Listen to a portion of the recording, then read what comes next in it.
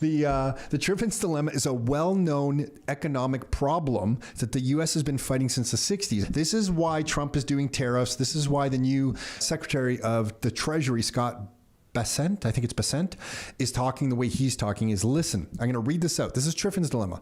The U.S. is the world's reserve currency. So if the United States stopped running balance of payments deficits, and what that means is if the U.S. stopped importing more than they export. They have to import more than they export.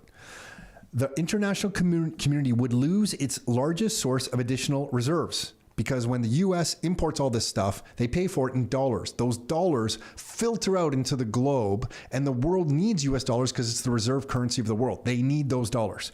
So if they stop doing that, the world loses this large source of additional reserves. The resulting shortage of liquidity could pull the world economy into a contractionary spiral, leading to instability. So literally, by definition, having the world's reserve currency, the only way for the rest of the world to get all these dollars is for more dollars to be flowing out of America than are flowing in.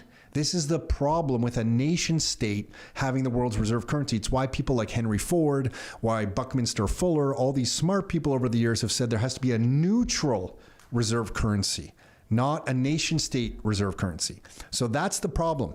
And here it gets worse.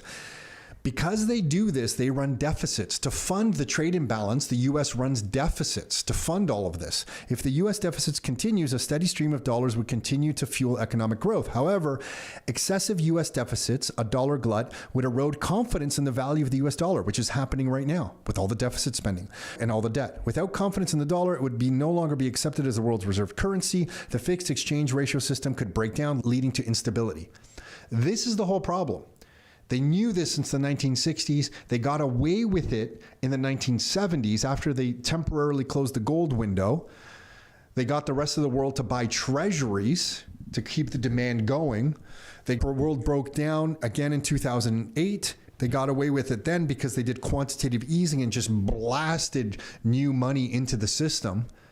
And now we're at this point where the administration, I think, is finally realizing, like, holy shit, we don't have any factories in the country. We've been buying more imports than we've been exporting. By definition, we've had to do that for this system to work. All the factories have left. We now need to onshore. Their own military, Nick, in the U.S. can't produce what they need. They depend on China for some of the production of the U.S. military that they need.